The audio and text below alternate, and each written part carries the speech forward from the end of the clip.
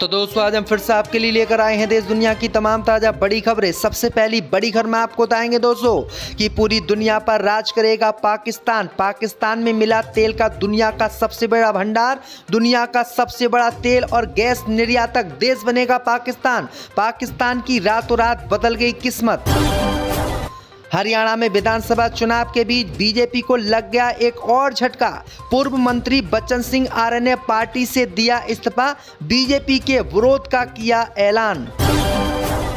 Gaza पट्टी में Israeli बस्तियों का विरोध कर रही अमेरिकी नागरिक की मौत पर भड़का तुर्की ने इजरायल की सेना को बताया आतंकी, जेल में डालने की पीएम को कर दी मांग।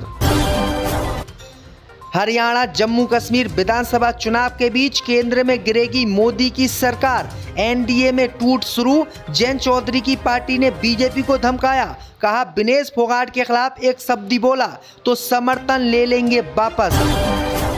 सुप्रीम कोर्ट रोकेगा इजरायल को हथियारों की आपूर्ति, सीजीआई करेंगे ऐतिहासिक फैसला, मोदी सरकार की बड़ी चिंता।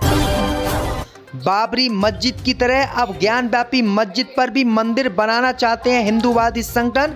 ज्ञानव्यापी मस्जिद के गुंबद के नीचे 100 फीट का शिवलिंग होने का किया दावा। तो दोस्तों सभी खबरों को आपको एक एक कर बताने वाले हैं, वीडियो को लाइक कर चैनल को सब्सक्राइब कर दें। इसी बीच पर तो दोस्तों अगली खबर की ओर, तो पूरी दुनिया पर राज करेगा पाकिस्तान। पाकिस्तान में मिला तेल का भंडार, दुनिया का चौथा सबसे बड़ा तेल और गैस भंडारक देश बनेगा पाकिस्तान। दोस्तों आपको बता दें कि पाकिस्तान बहुत जल्दी बहुत ज्यादा अमीर होने वाला है। दरअसल आपको बता दें कि पाकिस्तान में तेल का इतना बड़ा भंडार मिला है कि पाकिस्तान पूरी दुनिया में चौथे नंबर पर सबसे ताकतवर देश होगा और वो भारत को सैकड़ों किलोमीटर पीछे छोड़ देगा। दरअसल आपको बता दें कि पाकिस्तान की समुद्री सीमा में पेट्रोलियम और प्राकृतिक गैस का एक बड़ा भंडार मिला है। मीडिया रिपोर्ट के अनुसार ये भंडार इतना बड़ा है कि इसके दोहन से पड़ोसी देश की किस्मत बदल सकती है। वहीं आपको दादी की एक अधिकारी ने बताया है कि तेल और गैस भंडार की मौजूदगी की पुष्टि के लिए एक मित्र देश के सहयोग से 3 साल तक सर्वेक्षण किया गया था, जिसके बाद इसका पता चला है कि पाकिस्तान में ये कौन सी जगह है। वहीं आपको बता दें कि पाकिस्तान में तेल भंडार मिलते ही पाकिस्तान बहुत अमीर हो जाएगा और पूरी दुनिया में उसका राज चलने लगेगा।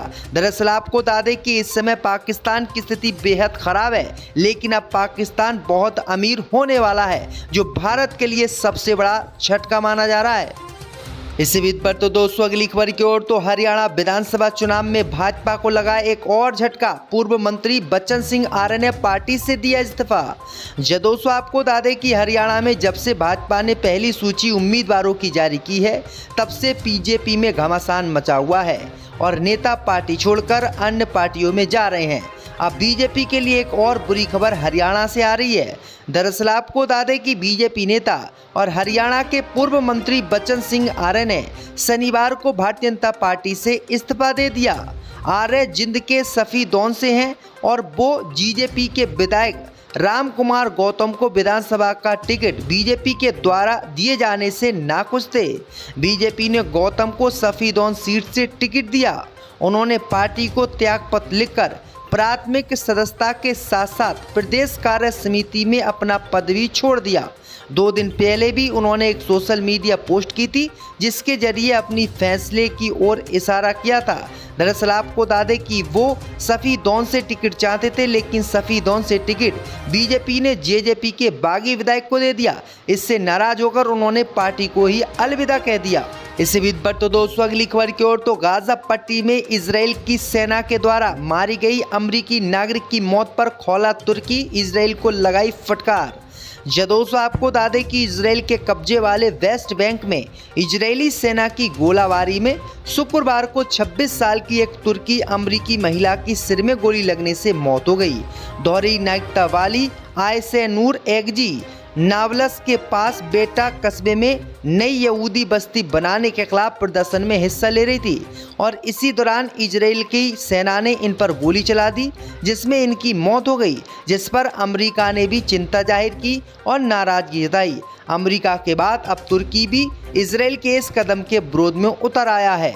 तुर्की के राष्ट्रपति रजब तैयब एर्दोगान ने इजराइल की कार्रवाई को बर्बर गलत बताया है और कहा है कि वेस्ट बैंक में कब्जे के खिलाफ नागरिक प्रदर्शन पर इजराइल के बर्बर हमले की हम निंदा करते हैं और हम जल्द से जल्द गाजा पट्टी में युद्ध विराम करवाएंगे और इजराइल को उसकी सजा दिलवाने के लिए अंतर्राष्ट्रीय कोर्ट जाएंगे। यानी तुर्की ने अंतर्राष्ट्रीय कोर्ट भी जाने का ऐलान कर दिया है, जो इजराइल के लिए चिंता का सबब बन सकता है।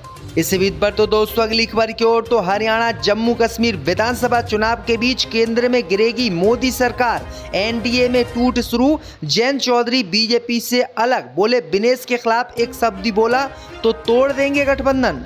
दोस्तों आपको बता दें कि हरियाणा और जम्मू कश्मीर विधानसभा चुनाव के बीच केंद्र में बीजेपी की सरकार गिर सकती है, क्योंकि एनडीए गठबंधन टूटने की कगार पर है। दरअसल आपको बता दें कि केंद्र के सत्ताधारी राष्ट्रीय जनतांत्रिक गठबंधन से एक पार्टी के अलग होने की काफ़ी चर्चा हो रही है। इस पार्टी का नाम राष्ट्रीय लोक दल है। जयंत चौधरी के नेतृत्व वाली आरएलडी के हालिया बयानों ने बीजेपी की चिंता बढ़ा दी है।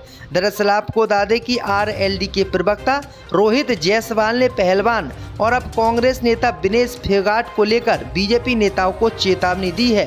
दरअसल आपको बता दें कि बीजेपी नेताओं को चेतावनी देते हुए आरएलडी ने कहा है कि विनेश फोगाट के खिलाफ उनकी पार्टी एक भी शब्द बर्दाश्त नहीं करेगी। आपको बता दें कि विनेश का कांग्रेस में शामिल होना बीजेपी नेताओं को रास नहीं आ रहा है और भाजपा के नेता आरोप लगा रहे हैं कि पहलवानों का प्रदर्शन पूरी तरीके से कांग्रेस की साजिश थी। इस बीच बीजेपी की सहयोगी आरएलडी ने बीजेपी को चेतावनी दी है कि अगर विनेश फोगाट पर कुछ भी तुमने बोला गलत सलत तो हम बीजेपी से समर्थन वापस ले लेंगे और बीजेपी की सरकार गिरा देंगे। यानी बुरी तरीके से भाजपा अब फंस गई है। इसी बीच पर तो दोस्तों अगली खबर की ओर, तो सुप्रीम कोर्ट रोकेगा इजराइल को हथियार की आपूर्ति, सीजीआई करेंगे ऐतिहासिक फैसला। दोस्तों आपको बता दें कि मोदी सरकार के इजराइल को समर्थन को लेकर सियासत देश में गर्म है। विपक्ष इजराइल पर मोदी सरकार के रुख से सहमत नहीं है और अपनी आपत्ति लगातार दर्ज करा रहा है, लेकिन अब ये मुद्दा सुप्रीम कोर्ट पहुंच गया है।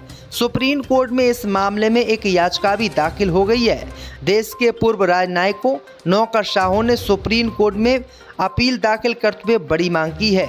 याचिकाओं में कोर्ट से केंद्र की मोदी सरकार को ये निर्देश देने की मांग की गई है कि वो इजराइल को हथियार और अन्य सैन्य उपकरण उपलब्ध कराने वाली भारतीय कंपनियों के लाइसेंस रद्द करे और उन्हें नए लाइसेंस भी ना दे।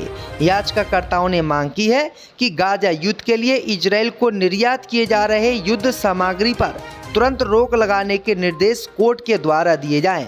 भारत को गाजा में इजराइल को युद्ध सहायता तुरंत निलंबित कर देनी चाहिए, क्योंकि ये अंतर्राष्ट्रीय कानूनों का उल्लंघन है। इसी बीच पर तो दोस्तों अगली खबर की ओर, तो बाबरी मस्जिद के बाद अब ज्ञानव्यापी मस्जिद पर हिंदू बनाना चाहते हैं मंदिर। ज्ञानव्यापी मस्जिद के गुंबद के नीचे 100 फीट का शिवलिंग होने का किया दावा। दोस्तों आपको बता दें कि बाबरी मस्जिद को मंदिर बताकर हिंदूवादी संगठनों ने बाबरी मस्जिद को तोड़वाकर वहां पर राम मंदिर बनवा दिया।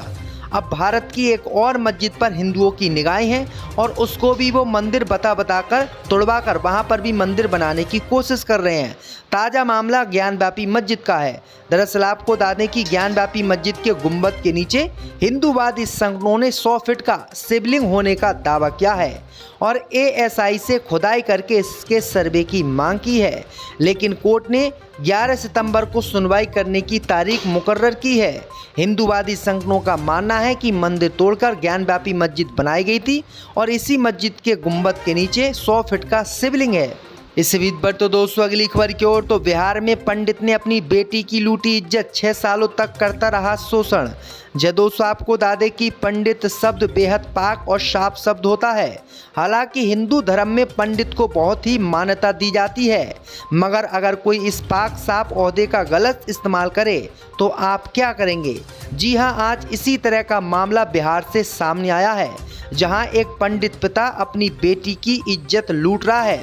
आपको बता दें कि ये मामला बिहार के समस्तीपुर जिले का है, जहां एक पिता ने बाप और बेटी के रिश्ते को तार-तार कर दिया है। वहीं पिता पेशे से शिक्षक भी है। हालांकि पिता अपनी बेटी के साथ पिछले 6 सालों से दुष्कर्म कर रहा था। हालांकि बेटी ने इसकी शिकायत पुलिस से भी की, लेकिन किसी भी तरह की कार्रवाई नहीं हुई। वहीं आपको बता दें कि फिर बेटी ने एक वीडियो बनाया, वीडियो पूरे देश में वायरल हुआ, जिसके बाद अब बिहार सरकार की नींद खुली और बिहार सरकार ने आरोपी पिता को गिरफ्तार कर लिया। तो ये बड़ी अपडेट आई दोस्तों कि किस तरह से पंडित अपनी बेटी के साथ ही बलात्कार बीते 6 सालों से कर रहा है और वो बेटी जब नहीं मानती है तब उसके साथ जबरदस्ती करता है। तो किस तरह की घटिया हरकत इस पंडित ने बिहार में की है, जिसे सुनकर हर कोई हैरान हो गया है।